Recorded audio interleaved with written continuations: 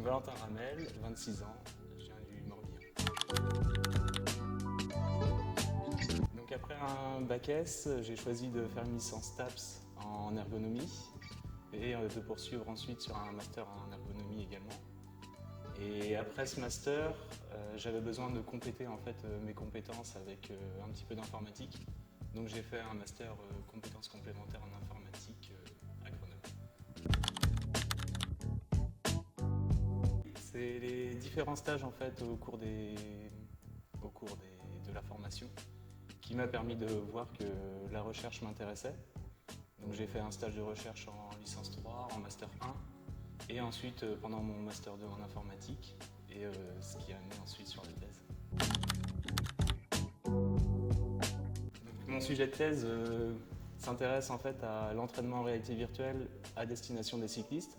L'objectif, c'est de créer un outil qui permet d'apprendre à anticiper plus facilement le lancement d'une attaque par un autre cycliste. Donc quand on parle d'attaque, c'est en fait une accélération assez soudaine pour essayer de sortir du peloton. Et l'avantage de réagir assez rapidement à l'attaque d'un adversaire, c'est qu'on va pouvoir rapidement se mettre dans sa roue et pouvoir bénéficier de son aspiration pour s'échapper avec moins d'efforts du reste du peloton. Alors, le projet sur lequel je travaille s'appelle ShareSpace, c'est un projet européen. Donc, comme c'est un projet européen, on travaille avec d'autres partenaires en Europe. Donc, on est souvent amené à travailler avec d'autres laboratoires pour échanger à la fois sur les données, sur l'avancement du projet aussi, tout ça. Et sinon, en interne, il y a 2 ingénieurs qui travaillent, eux, sur le développement de l'outil en réalité virtuelle. Et moi, je vais plutôt être sur la partie scientifique à essayer de faire le lien entre le terrain et la réalité virtuelle, justement.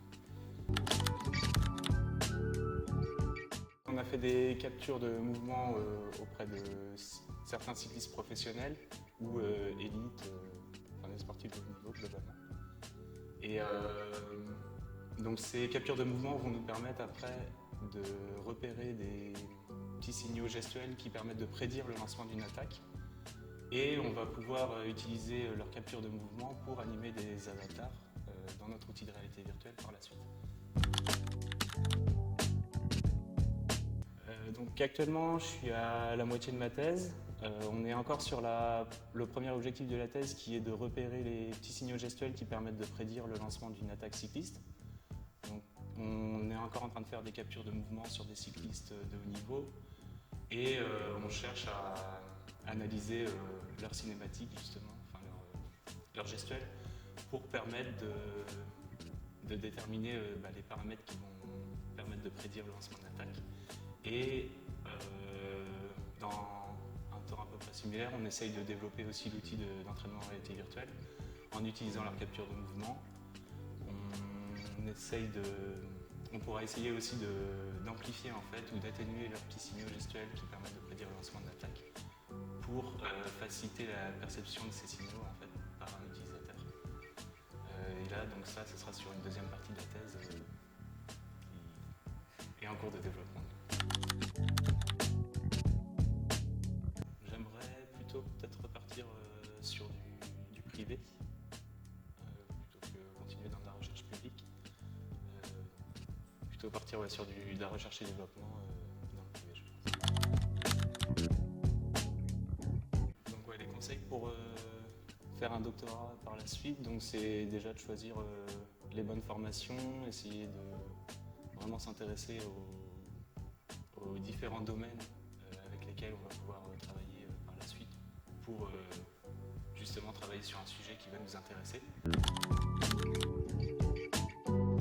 Le pire souvenir de thèse, je dirais peut-être une réunion du projet européen où on avait un petit peu de retard peut-être par rapport aux attentes des partenaires et du coup c'était un peu stressant au final à la sortie de cette réunion.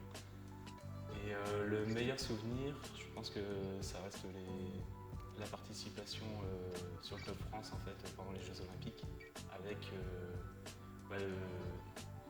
du coup on avait un stand sur le Club France et les gens venaient tester la démo de l'outil ShareSpace justement, et ils venaient faire du cyclisme en réalité virtuelle et essayer de suivre quelques attaques.